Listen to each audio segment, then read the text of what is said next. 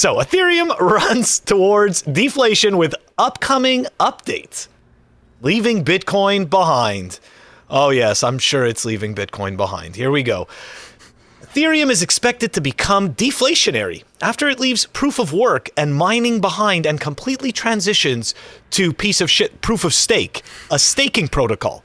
The reason is that the transition is expected to decrease Ethereum's issuance rate by about 90%. And ever since the implementation of Ethereum Improvement Protocol 1559, as part of the London hard fork, the network has been burning the near totality of its transaction fees. The amount of ETH issued is projected to drop by 90%. You guys hear what I'm telling you? These are amazing numbers, right? Anybody who's thinking, right, that's awesome. It's great. You know, why not? Why not Ethereum? Okay.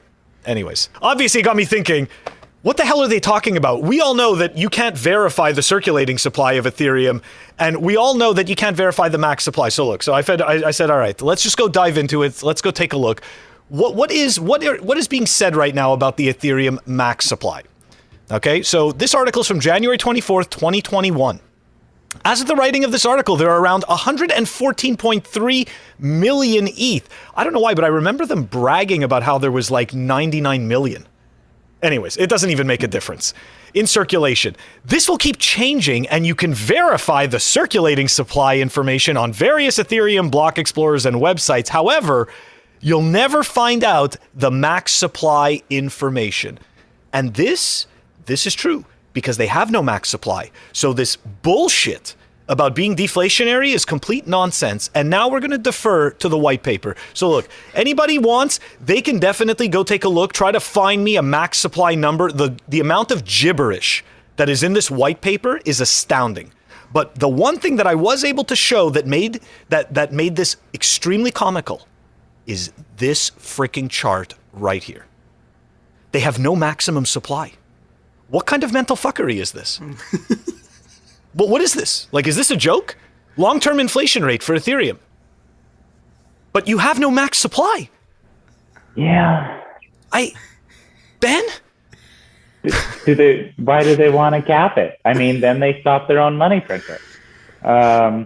It's crazy. How do they make these claims? You know? It's rhetorically, I'm saying. They can claim anything that they want. I actually started out with mining Ethereum. I found out about Bitcoin way, way earlier, but I thought I was too late. And so when Ethereum came out, I said, "Oh man, this is my second chance." I started mining Ether back in 2015, but I quickly learned the errors of my ways over a couple of years. But in my first couple of years, I was a pretty hard S guy, and I went to DevCon 2 in China. And I remember people talking, "Oh, the switch to POS, it's happening. It's right around the corner. I can't believe you still have S mining rigs. They're not going to be worth anything by the end of 2016 because POS is months away." And I was laughing. I said, I can't believe you actually believe that. But a lot of people did. And the 480 GPUs that I was running on back then can still run Ethereum now. 6 years later, actually 7 years after Ethereum launched, you can still mine Ethereum on the same GPUs you did when you started if you had good enough ones. It's insane to me. They're never, ever going to become a Bitcoin. They're a completely different animal than Bitcoin. I consider Ethereum the WeWork of crypto. Here's this thing that looks awesome. It looks cool. It looks revolutionary. I want to be a part of it. I want to, work here. But none of the math works. Like the whole business model has failed. Nothing is functioning, but they can raise a lot of money on it because it looks great and people want to be a part of what that looks like. And so they raise a bunch of money saying, "Hey, we understand. We know this doesn't work now, but wait till we fix it. Wait till we make it all work. And then imagine how valuable this can be when everything works." They never admit that nothing works now. Just imagine how valuable it will be if everything goes out, and perfectly. And that's how WeWork raised a bunch of money. But all these things have to come crashing down. They're unsustainable projects over the long term, and eventually at some point people are going to start realizing, hey, they haven't delivered on their promises. They're not delivering on their promises, and they won't deliver on their promises.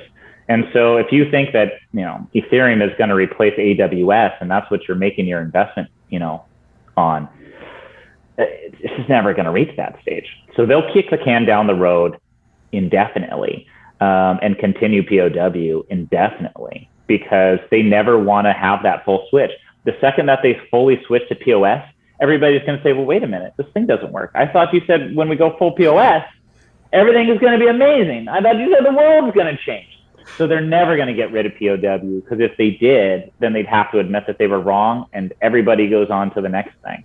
Yep, dude, hit the nail on the head, and it's what I always say, guys. Right, like, and you use the term, Ben, right? Kick the can down the road, and why is that, right? Because only Bitcoin has figured out how to separate the monetary policy out of the hands of human beings, right? And with all these shitcoins, including Ethereum, the monetary policy can be manipulated by human beings, right? So you see the same type of behavior in the beginning. It's like, yeah, it starts with good intentions, right? But it's like, but we could just print a little bit more money, right? So I think that's the problem with Ethereum. I completely agree. It's a giant scam.